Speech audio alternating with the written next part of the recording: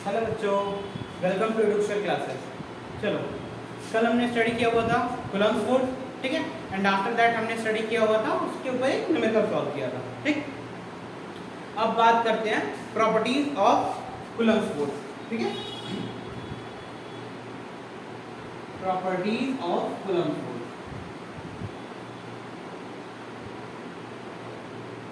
तो प्रॉपर्टी क्या है बच्चा? पहला, जो कूलम्ब फोर्स होता है वो कैसा फोर्स होता है?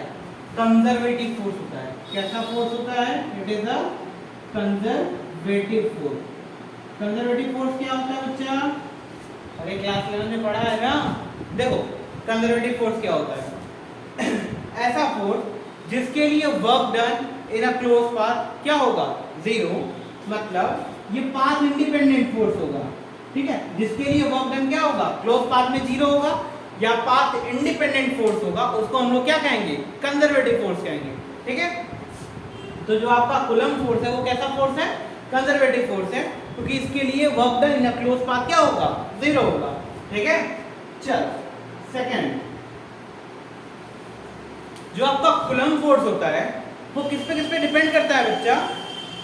Coulomb force is depending on charges and the separation of the charges, ठीक है। जो कूलम्ब फोर्स का किस पे डिपेंड करता है? अमाउंट ऑफ चार्जेस, चार्जेस पे डिपेंड करता है, depends on charges and their separation, और उनके सेपरेशन पे डिपेंड करता है। सेपरेशन ज्यादा तो फोर्स कम, सेपरेशन कम तो फोर्स ज्यादा, ठीक है। एंड चार्जेस ज्यादा तो भी फोर्स क्या होगा? ज्यादा। आपने पढ़ा हुआ था ना, Q1 Q2 का प्रोपोर्शनल होता है और inversely proportional to R square होता है, ठीक है। तो अगर चार्जेस बढ़ेंगे तो फोर्स भी ग्रेटर होगा, और अगर सेपरेशन इंक्रीज होगा तो फोर्स डिक्रीज हो जाएगा, ठीक है। इनवर्स स्क्वायर लॉ को होल्ड कर रहा होता है। थर्ड, कूलम्ब फोर्स कैसा फोर्स होता है बच्चा? कूलम्ब फोर्स कैसा फोर्स होता है नेचर में? Coulomb force attractive and repulsive दोनों होता है, याद है? बात हुई थी ना, एक पॉजिटिव चार्ज और एक नेगेटिव चार्ज। मान लो नेगेटिव वाला ज्यादा है, कौन किसको खींचेगा? नेगेटिव वाला पॉजिटिव वाले को खींचेगा, ठीक है। तो ये क्या हो गया? अट्रैक्टिव फोर्स हो गया। अब सेम टाइप के चार्जेस हो, जैसे प्लस क्यू, सेम टाइप के चार्जेस, तो ये एक दूसरे को क्या कर रहे होंगे? Plus Q plus two Q लेते हैं, ठीक है। तो 2q वाला प्लस क्यू को क्या कर रहा होगा? भगा रहा होगा अपने से दूर, यानी ये अट्रैक्टिव फोर्स भी होता है और रिपल्सिव फोर्स भी होता है, ठीक है। अब देखो फोर्थ वाला देखते हैं हम लोग, रेस करते हैं। चलो देखो, फोर्थ वाला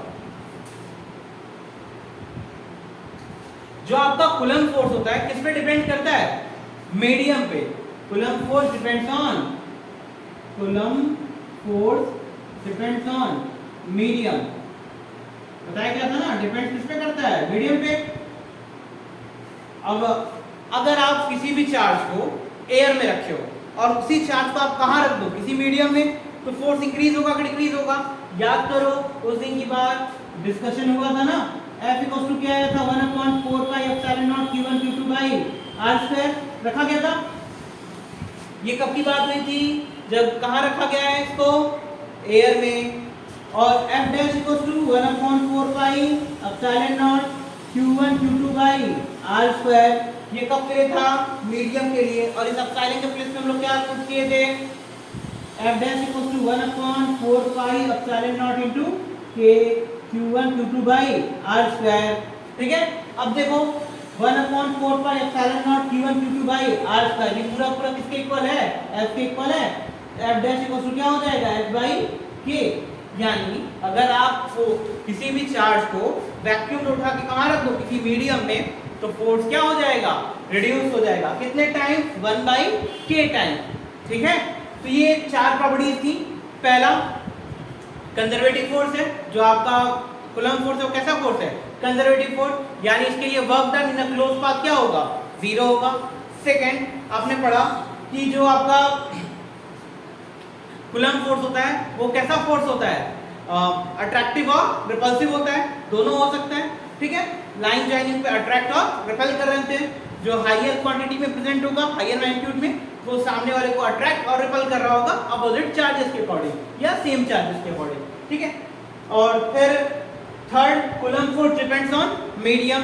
कूलम्ब फोर्स किस पे डिपेंड करता है? आपका मीडियम पे डिपेंड कर रहा होता है। मीडियम की वैल्यू अगर हायर अमाउंट में होती है तो क्या होगा? आपका फोर्स रिड्यूस होता चला जाएगा। अगर आपने चार्ज को किसी मीडियम में प्लेस किया हुआ है, एंड फोर्स वाला क्या था कि फोर्स किस पे डिपेंड कर रहा था? चार्जेस पे, अमाउंट ऑफ चार्जेस पे और सेपरेशन पे। चार्जेस ज्यादा तो फोर्स क्या हो जाएगा? ज्यादा। सेपरेशन ज्यादा हो जाएगा तो फोर्स क्या हो जाएगा? कम। ठीक है, तो ये हो गई आपकी प्रॉपर्टीज। चलिए अब डिस्कस करते हैं हम लोग थोड़ा सा vector form of Coulomb's law. कौन सा form? Vector form of Coulomb's law. चलो, vector form of Coulomb's law देखो, देखो एक चार्ज Q1, एक चार्ज Q1 और एक चार्ज Q2 प्लेस है स्पेस में। ठीक है, एक चार्ज Q1 और एक चार्ज Q2 स्पेस में प्लेस है। अब देखो इसका पोजीशन वेक्टर R1, इसका पोजीशन वेक्टर R1 और इसका पोजीशन वेक्टर R2। ठीक है, अब इन दोनों को ये लाइन ज्वाइन करेगी। एक लाइन बनाते हैं जो इन दोनों क्या कर रही है? ज्वाइन। क्योंकि आपने कूलम्ब फोर्स में क्या पढ़ा है? फोर्स के लिए आपको क्या चाहिए? चार्ज चाहिए, और उन चार्ज के बीच का क्या चाहिए? सेपरेशन चाहिए। अब उस सेपरेशन के लिए आपको क्या चाहिए? यहाँ पे ये वाला डिस्टेंस चाहिए होगा। ठीक है, चलो वेक्टर एडिशन से पढ़ा है ना? वेक्टर एडिशन क्लास 11th में। देखो एक वेक्टर का हेड, इस पॉइंट को O नेम देते हैं, इसको A देते हैं, इसको B। ठीक, चलो अब देखो इसको लिखते हैं R12। ठीक, R12 है। ठीक है, चलो OA एक वेक्टर का हेड, फिर एक वेक्टर के हेड पे दूसरे वेक्टर का क्या है? टेल। तो एडिशन हो रहा है यहाँ पे। देखो कैसे हो रहा है बच्चा? देखो एक वेक्टर का हेड है वेक्टर R2 प्लस दूसरे वेक्टर का, एक वेक्टर के हेड पे दूसरे वेक्टर का टेल है, यानी R12 ये किसके इक्वल हो जाएगा? वेक्टर R1 के इक्वल हो जाएगा बच्चा, वेक्टर R1 के इक्वल। तो देखो तो R12 वेक्टर इक्वल टू क्या हो जाएगा? R2 को उधर भेज दे, vector R1 minus vector R2 हो जाएगा ये। ठीक है, ये कब के लिए हुआ? जब हम कहां से 2 से 1 के लिए लिख रहे हैं। ठीक है, ये वेक्टर फॉर्मेट। अब हम लोग कहां से कहां लिखते हैं? 1 से 2 के लिए लिखते हैं। ठीक है, तो देखो 1 से 2 के लिए लिखेंगे तो ये वाला बनेगा ऐसे वाला लाइन ज्वाइन होगा। जब ऐसे वाला लाइन ज्वाइन होगा तो इस वेक्टर के हेड पे इस वेक्टर का टेल ऐड हुआ है। ठीक है, इस वेक्टर के हेड पे इस वेक्टर का टेल ऐड हुआ है।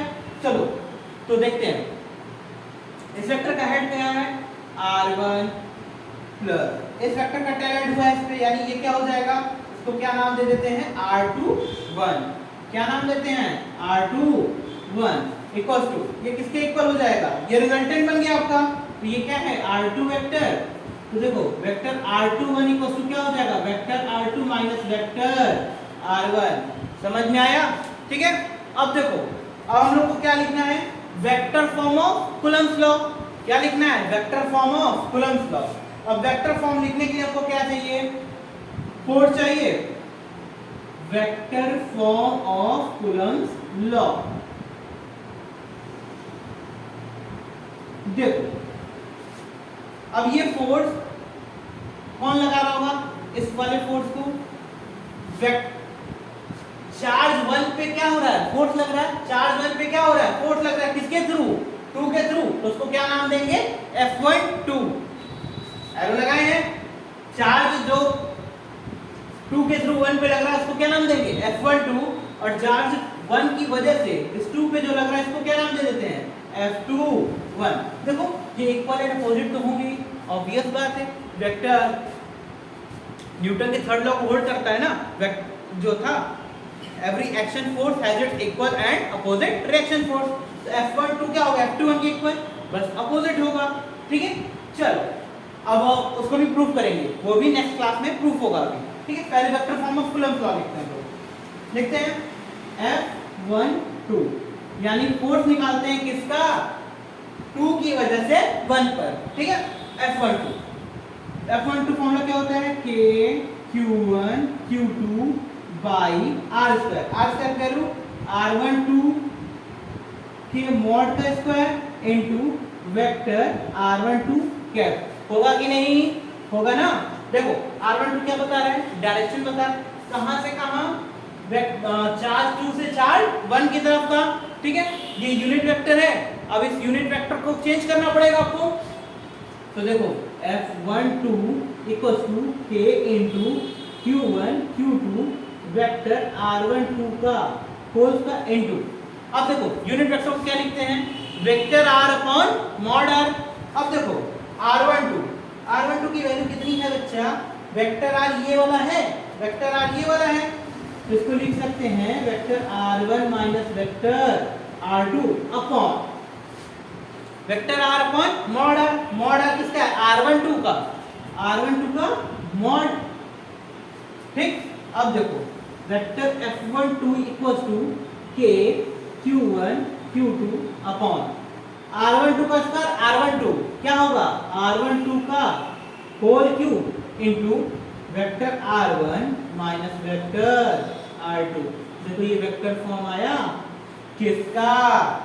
चार्ज 2 की तरफ से चार्ज 1 की तरफ पर। ठीक है, 2 से 1 पे। अब यही अगर हम सॉल्व करें 1 से 2 के लिए, तो 1 से 2 के लिए भी किया जाए। नोट डाउन कर लो इसको। चलो इसकी वैल्यू को सिर्फ रहने देते हैं। ठीक है, देखा जाएगा लास्ट में हम लोग। अब इसको इरेज करते हैं। अब देखो फोर्स हम लोग कहां से कहां निकालते हैं? 1 से 2 पे। तो 1 से 2 पे लिखेंगे तो क्या लिखेंगे? F21 इक्वल्स टू फॉर्मूला क्या होता है बच्चा? K Q1 Q2 बाई, अब डिस्टेंस कहां का लिखेंगे? दोनों चार्ज के बीच का, ये वाला पोजीशन। ठीक है, ये क्या होगा? R21, ये एरो लगाया मैंने, अभी निगेटिव नहीं बनाया। ठीक है, तो ये क्या होगा?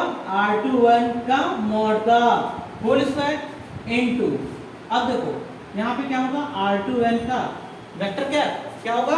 R21 का वेक्टर क्या? अब देखो ये यूनिट वेक्टर है, यूनिट वेक्टर को डायरेक्शन निकालने के लिए क्या करोगे? Vector R upon mod R। तो देखो F21 equals to K Q1 Q2 vector R21 का स्क्वायर इनटू वेक्टर R। अब इसका वेक्टर R कितना होगा? R21 का vector R2 minus R1 upon R21 का मॉड। अब देखो R21 का मॉड, तो अब लिखोगे F21 equals to K Q1 Q2 R21 का स्क्वायर R21 कितना होगा? R21 का whole cube into vector R2 minus vector R1 होगा। देखो बच्चा क्या चीज दिख रहा है? F12 F21 है। ठीक है, K Q1 Q2 ठीक है, R21 का मॉड क्यूब और R12 का मॉड क्यूब सेम ही तो आएगा दोनों। ठीक है, ये वाला डिस्टेंस का तो सेम ही होगा ना। ठीक है, तो ये डिस्टेंस तो सेम होगी। चेंजमेंट क्या है? यहाँ वेक्टर R2 माइनस R1 है और यहाँ वेक्टर R1 माइनस R2 है।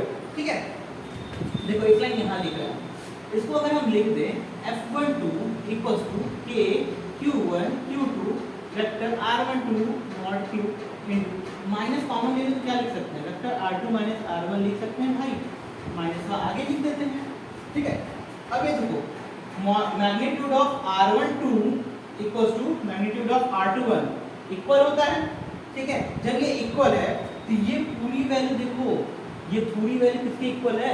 F21 के इक्वल है, यानी वेक्टर F12 इक्वल्स टू क्या हो जाएगा? Minus F21। देखो एक्शन रिएक्शन आ गया कि नहीं? ठीक है, तो क्या पता चला? Every action force has its equal and opposite reaction force, जो स्टेटमेंट था न्यूटन का। तो देखो यहाँ पे F12 किसके इक्वल हो गया? माइनस F21 के। ठीक है, समझ में आया? देख लो। ठीक है,